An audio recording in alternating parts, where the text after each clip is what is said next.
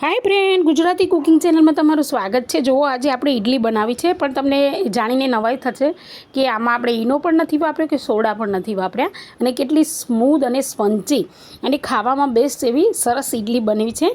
હવે આ ખીરું છે ને, મતલબ મેં દાળ નથી પલાળી, દાળ પલાળવાની ઝંઝટ વગર આપણે ઇડલી બનાવી છે।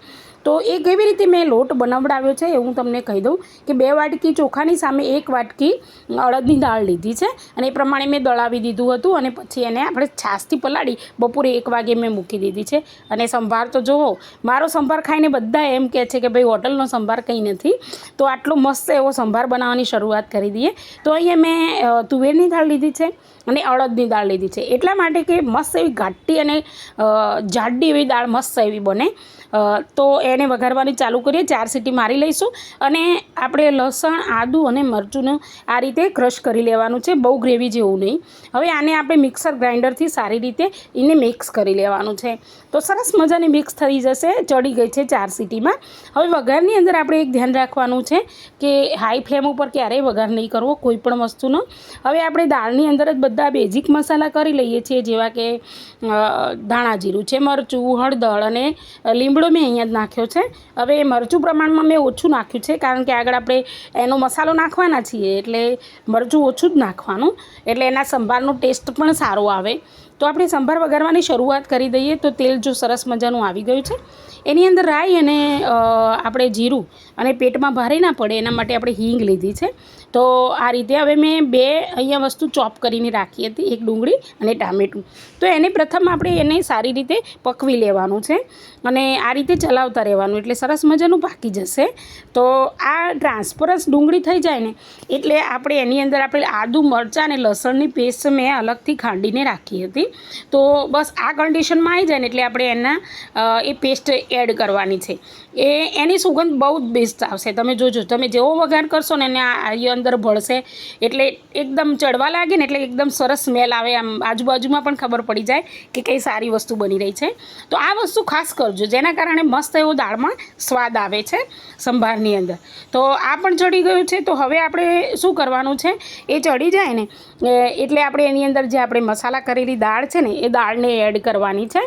તો આપણે આ દાળને એડ કરી લેવાની છે આ રીતે વઘારની અંદર।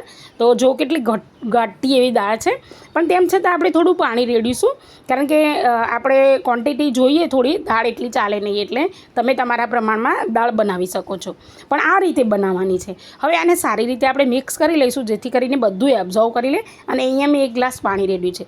હવે અહીંયા બધા આ રીતે સંભાર તો બનાવી લેશે, પણ ભૂલ ક્યાં કરે છે કે ભાઈ સંભારને ઉકળવા દેવાનો છે, એમ તરત ગેસની ફ્લેમ બંધ નથી કરી દેવાની કે ચલો ભાઈ દાળ વઘારી છે પતી ગયું, નહીં, એને છે ને આપણે ઉકળવા દેવાની સરસ, અને સારી રીતે બધું મિક્સ કરી દીધા પછી આપણે એને ઉકળવા દેવાની છે। અને જ્યારે પણ ઉકળી જાય ને, એ પહેલાં આપણે શું કરીશું, 1 વાટકી લેવાની, એની અંદર આપણે સંભારનો મસાલો છે, જુઓ આ રીતે હું ટેગ રાખું છું આપણે કોઈ પણ મસાલામાં, જેથી આપણને મસાલો તરત આવી જાય હાથમાં।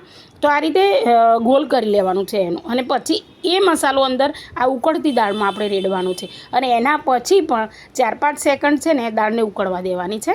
તો આ રીતે મસ્ત મજાનું રેડી દેવાનું, જેથી કરીને ગુટલી ના પડે અને બધો મસાલો સારી રીતે બળી જાય, અને સારી રીતે ચમચાથી હલાવી દેવાનું છે મસ્ત એવું બધી બાજુથી। અને પછી એના પછી ગેસની ફ્લેમ ધીમી રાખી અને 3-4 સેકન્ડ એને ઉકળવા દેવાની છે। તો એ વાતનું ચોક્કસ ધ્યાન રાખીએ કે મસાલા પહેલાં પણ ઉકળવા દેવાની છે, મસાલો કર્યા પછી પણ ઉકળવા દેવાની છે।